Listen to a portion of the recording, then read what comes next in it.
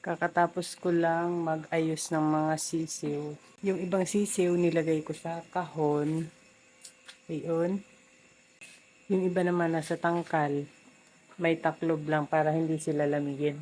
Mas nakakapagod na ngayon ang sisiw dahil hindi na sila pwede sa brooder at nag-aanuhan na, nagpapaluan. Kaya ngayon, pag umaga nilalagay sa scratch pen, paggabi naman nilalagay ko sa tangkal. At ngayon naman, ang gagawin ko ay yung broodcock. Tatanggalin ko na doon sa breeding pen dahil yung gold ay nalimlim na. Ayan yung gold nalimlim na, kaya tatanggalin ko na yung broodcock. Dahil sa init ng panahon, ayan, basang-basa na pala ang damit ko sa pagpinaw ng mga sisiw. Nakakapagod magpinaw ng mga sisiw pero kailangang pagtiyagaan para mapalaki namin. Ayan, itong ARL ay winalay ko na agad sa sisiw niya. At aalpasan ko na rin ito para mabilis na mangitlog. Papababan din ito dito sa aming white na broodcock. Yung itlog ng aming 7 times winner na broodcock ay pinapalimliman namin dito sa inahin na to.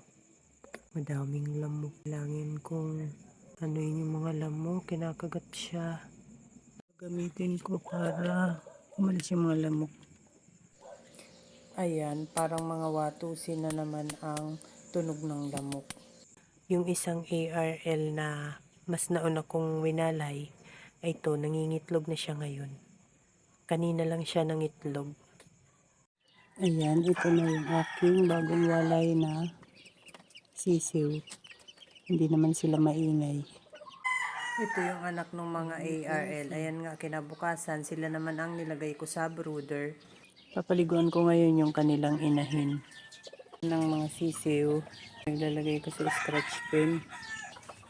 Nilagyan ko ng dahon dahil nanunuka ng balahibo pag walang magawa.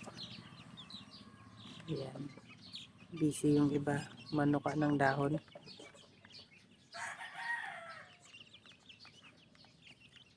Nilagyan ko lahat ng dahon. Ayan yung iba. Nasa ilalim ng mga dahon. Wala na akong makuhang malunggay kaya itong dahon ng kalamis na lang ang nilagay ko.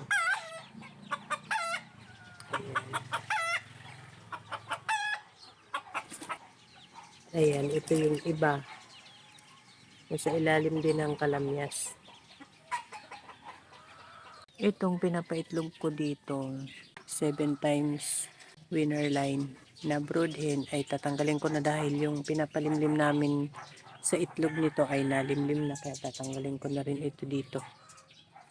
Finished contract na si Tanda.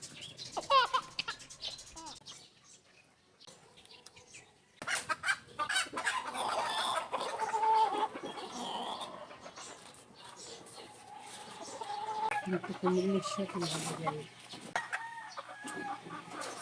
Ito namang isa kukunin at papaliguan.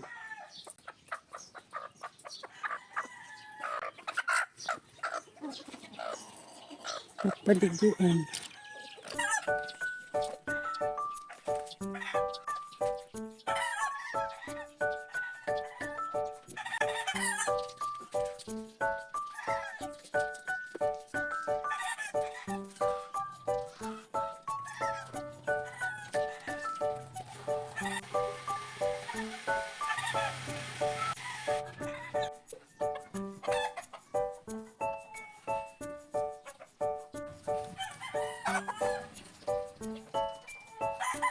Bandang 3 PM ay tuyo na nga ang pinaliguan kong inahin.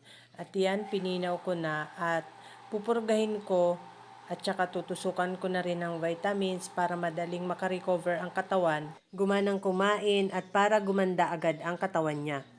After 2 or 3 weeks ay magpapababa na ulit yan sa broodcock. Ilalagay ko muna ulit siya sa battery cage. Bukas ko na siya aalpasan.